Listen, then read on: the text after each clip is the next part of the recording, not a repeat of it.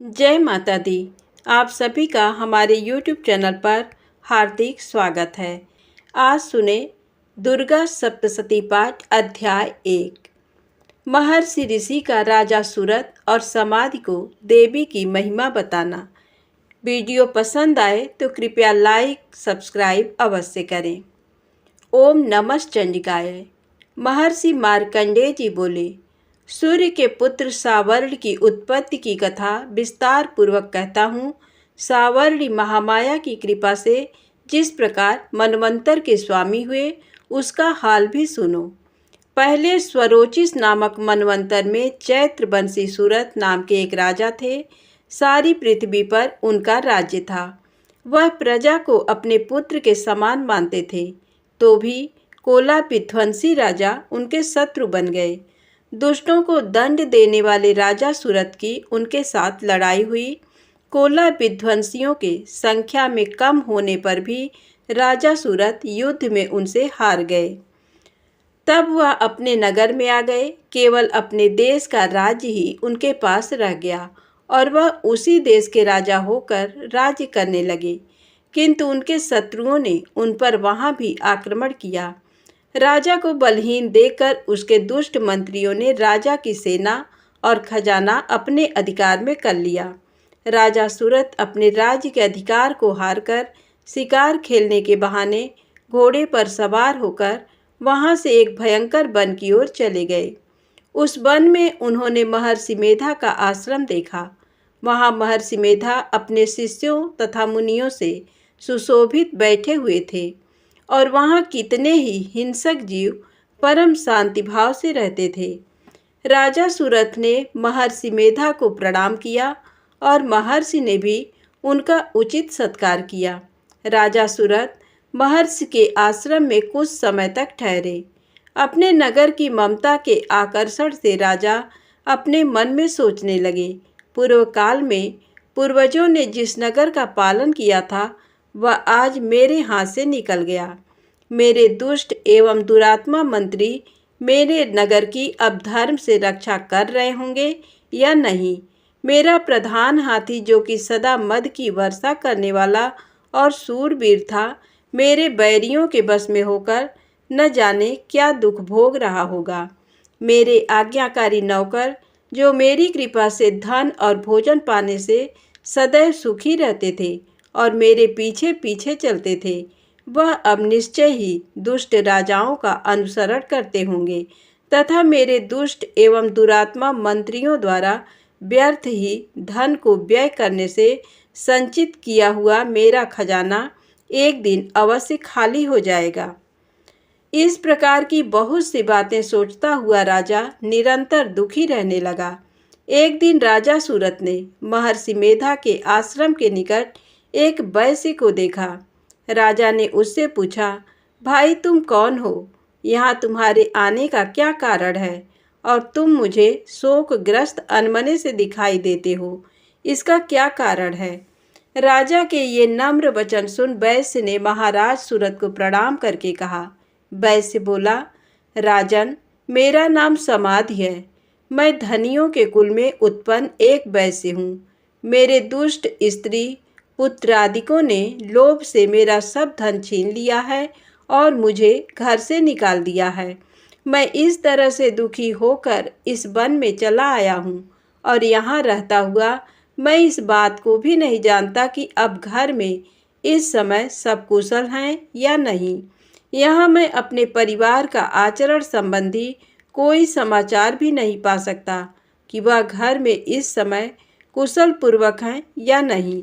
मैं अपने पुत्रों के संबंध में यह भी नहीं जानता कि वह सदाचारी हैं या दुराचार में फंसे हुए हैं। जिस धन के लोभी स्त्री पुत्रों ने तुम्हें घर से निकाल दिया है, फिर भी तुम्हारा चित्त उनसे क्यों प्रेम करता है? वैश्य ने कहा, मेरे विषय में आपका ऐसा कहना ठीक है, किंतु मेरा मन इतना कठोर नहीं है। यद्यपि उन्होंने धन के लोभ में पड़कर पितृस्नेह को त्याग कर मुझे घर से निकाल दिया है, तो भी मेरे मन में उनके लिए कठोरता नहीं आती। हे महामते, मेरा मन फिर भी उनमें क्यों फंस रहा है? इस बात को जानता हुआ भी मैं नहीं जान रहा, मेरा चित्त उनके लिए दुखी है। मैं उनके लिए लंबी लंबी सांसें ले रहा हूँ। उन लोगों में प्रेम नाम का नहीं है। फिर भी ऐसे निस्नेहियों के लिए मेरा हृदय कठोर नहीं होता। महर्षि मार्कंडेय जी ने कहा, हे ब्राह्मण, इसके पश्चात महाराज सुरत और वह वैश्य दोनों महर्षि मेधा के समीप गए और उनके साथ यथा योग्य न्याय संभाषण करके दोनों ने वार्ता आरंभ की। राजा बोले, हे भगवान, मैं आपसे एक बात पूछना चाहता हूँ, सो आप कृपा करके मुझे बताइए। मेरा मन मेरे अधीन नहीं है, इससे मैं बहुत दुखी हूँ। राज्य, धन आदि की चिंता अभी तक मुझे बनी हुई है और मेरी ये ममता अज्ञानियों की तरफ बढ़ती जा रही है। और ये समाधि नामक वैश्य भी अपने कुल से अपमानित होकर आया है। इसके स्वजनों ने भी इसे त्याग दिया है। स्वजनों से त्यागा हुआ भी ये उनसे हार्दिक प्रेम रखता है। इस तरह हम दोनों ही दुखी हैं। हे महाभाग, उन लोगों के अवगुणों को देखकर भी हम दोनों के मन में उनके लिए ममता जनित आकर्षण उत्पन्न हो रहा है। हमारे ज्ञान रहते हुए भी ऐसा क्यों है? अज्ञानी मनुष्यों की तरह हम दोनों में ये मूर्खता क्यों है? महर्षि मेधा ने कहा, विषम मार्ग का ज्ञान सब जंतुओं को है। सबों के लिए विषय पृथक पृथक होते हैं। कुछ प्राणी दिन में नहीं देखते और कुछ रात को, परंतु कोई जीव ऐसे हैं जो दिन तथा रात दोनों में देख सकते हैं। ये सत्य है कि मनुष्यों में ज्ञान प्रधान है, किंतु केवल मनुष्य ही ज्ञानी नहीं होता। पशु पक्षी आदि भी ज्ञान रखते हैं। जैसे ये पशु पक्षी ज्ञानी हैं, वैसे ही मनुष्यों का ज्ञान है, और जो ज्ञान मनुष्यों में है वैसे ही इन पशु पक्षियों में है, तथा अन्य बातें भी दोनों में एक जैसी पाई जाती है। ज्ञान होने पर भी इन पक्षियों की ओर देखो कि अपने भूख से पीड़ित बच्चों की चोंच में कितने प्रेम से अन्न के दाने डालते हैं। हे राजन, ऐसा ही प्रेम मनुष्यों में अपनी संतान के प्रति पाया जाता है। लोभ के कारण अपने उपकार का बदला पाने के लिए मनुष्य पुत्र की इच्छा करते हैं और इस प्रकार मोह के गड्ढे में गिरा करते हैं। भगवान श्री हरि की जो माया है, उसी से ये संसार मोहित हो रहा है। इसमें आश्चर्य की कोई बात नहीं है, क्योंकि वह भगवान विष्णु की योग निद्रा है। ये माया ही है जिस कारण संसार मोह में जकड़ा हुआ है। यही महामाया भगवती देवी ज्ञानियों के चित्त हो बलपूर्वक खींचकर मोह में डाल देती हैं और उसी के द्वारा संपूर्ण जगत की उत्पत्ति होती है। यही भगवती देवी प्रसन्न होकर मनुष्य को मुक्ति प्रदान करती हैं। यही संसार के बंधन का कारण है तथा संपूर्ण ईश्वरों की भी स्वामिनी है। महाराज सूरत ने पूछा, भगवान, वह देवी कौन सी हैं जिसको आप महामाया कहते हैं? हे ब्राह्मण, वह कैसे उत्पन्न हुई और उनका कार्य क्या है? उसके चरित्र कौन कौन से हैं? प्रभु, उनका जैसा प्रभाव हो, जैसा स्वरूप हो, वह सभी कृपा कर मुझसे कहिए। मैं आपसे सुनना चाहता हूँ। महर्षि मेधा बोले, हे राजन, वह देवी तो नित्य स्वरूपा हैं। उनके द्वारा ये संसार रचा गया है, तब भी उसकी उत्पत्ति अनेक प्रकार से होती है। वह सब आप मुझसे सुनो। वह देवताओं का कार्य सिद्ध करने के लिए प्रकट होती हैं। उस समय वह उत्पन्न हुई कहलाती हैं। संसार को जलमय करके जब भगवान विष्णु योग निद्रा का आश्रय लेकर शेष शैया पर सो रहे थे, तब मधुकैटभ नाम के 2 असुर उनके कानों के मैल से प्रकट हुए और वह ब्रह्मा जी को मारने के लिए तैयार हो गए। श्री ब्रह्मा जी ने जब उन दोनों को अपनी ओर आते देखा और ये भी देखा कि भगवान विष्णु योग निद्रा का आश्रय लेकर सो रहे हैं, तो वह उस समय श्री भगवान के जगाने के लिए उनके नेत्रों में निवास करने वाली योग निद्रा की स्तुति करने लगे। श्री ब्रह्मा जी ने कहा, हे देवी, तुम ही स्वाहा, तुम ही स्वधा और तुम ही वषटकार हो। स्वर भी तुम्हारा ही स्वरूप है। तुम ही जीवन देने वाली सुधा हो। नित्य अक्षर प्रणव में अकार, उकार, मकार, इन तीनों मात्राओं के रूप में तुम ही स्थित हो। इनके अतिरिक्त जो बिंदु पद अर्ध मात्रा है, जिसका कि विशेष रूप से उच्चारण नहीं किया जाता है, हे देवी, वह भी तुम ही हो। संध्या, सावित्री तथा परम जननी तुम ही हो। तुम इस विश्व को धारण करने वाली हो। तुमने ही इस जगत की रचना की है और तुम ही इस जगत की पालन करने वाली हो और तुम ही कल्प के अंत में सबको भक्षण करने वाली हो। हे देवी, जगत की उत्पत्ति के समय तुम सृष्टि रूपा होती हो, पालन काल में स्थित रूपा हो और कल्प के अंत में संहार रूप धारण कर लेती हो।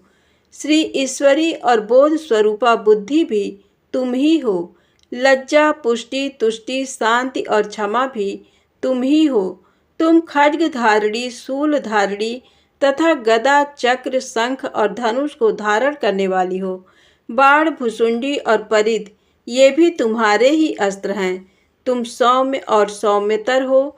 यही नहीं, बल्कि जितनी भी सौम्य तथा सुंदर वस्तुएं इस संसार में हैं, उन सबसे बढ़कर सुंदर तुम हो। हे सर्वस्वरूपे देवी, जो भी सत और असत पदार्थ हैं और उनमें जो शक्ति है वह तुम ही हो। ऐसी अवस्था में भला तुम्हारी स्तुति कौन कर सकता है। इस संसार की सृष्टि, पालन और संहार करने वाले जो भगवान हैं, उनको भी जब तुमने निद्रा के वशीभूत कर दिया है, तो फिर तुम्हारी स्तुति कौन कर सकता है। मुझे, भगवान विष्णु तथा भगवान शंकर को शरीर धारण कराने वाली तुम ही हो। तुम्हारी स्तुति करने की शक्ति किसमें है। हे देवी, तुम तो अपने इन उदार प्रभावों के कारण ही प्रशंसनीय हो। मधु और कैटभ जो भयंकर असुर हैं, इन्हें तो मोह में डाल दो और श्री हरि भगवान विष्णु को भी जल्दी जगा दो और उनमें इनको मार डालने की बुद्धि भी उत्पन्न कर दो। महर्षि मेधा बोले, हे राजन, जब ब्रह्मा जी ने देवी से इस प्रकार स्तुति करके भगवान को जगाने तथा मधु और कैटभ को मारने के लिए कहा, तो वह भगवान श्री विष्णु के नेत्र, मुख, नासिका, बाहु, हृदय और वक्षस्थल से निकल श्री ब्रह्मा जी के सामने खड़ी हो गई। उनका ऐसा कहना था कि भगवान श्री हरि तुरंत जाग उठे और दोनों असुरों को देखा, जो कि अत्यंत बलवान तथा पराक्रमी थे और मारे क्रोध के जिनके नेत्र लाल हो रहे थे और जो ब्रह्मा जी को वध करने के लिए तैयार थे। तब क्रोधित हो उन दोनों दुरात्मा असुरों के साथ भगवान श्री हरि पूरे 5000 वर्ष तक लड़ते रहे। एक तो वह अत्यंत बलवान तथा पराक्रमी थे, दूसरे महामाया ने भी उन्हें मोह में डाल रखा था। अतः वह श्री भगवान से कहने लगे, हम दोनों तुम्हारी वीरता से अत्यंत प्रसन्न हैं। तुम हमसे कोई वर मांगो। भगवान ने कहा, यदि तुम मुझ पर प्रसन्न हो तो अब तुम मेरे हाथों से मर जाओ। बस इतना सा ही वर मैं तुमसे मांगता हूँ। यहाँ दूसरे वर से क्या प्रयोजन है। महर्षि मेधा बोले, इस तरह से जब वह धोखे में आ गए और अपने चारों ओर जल ही जल देखा, तो भगवान श्री हरि से कहने लगे, जहाँ पर जल न हो, सूखी जमीन हो, उसी जगह हमारा वध कीजिए। महर्षि मेधा कहते हैं, तथास्तु कहकर भगवान श्री हरि ने उन दोनों को अपनी जांघ पर लिटाकर उन दोनों के सिर काट डाले। इस तरह ये देवी श्री ब्रह्मा जी के स्तुति करने पर प्रकट हुई थी। अब तुमसे उनके प्रभाव का वर्णन करता हूँ, सुनो। धन्यवाद। प्रेम से बोले जय माता दी। दोस्तों, कमेंट्स में जय माता दी अवश्य लिखें। आगे की कथा सुनने के लिए चैनल को सब्सक्राइब अवश्य कर लें। जय माता दी।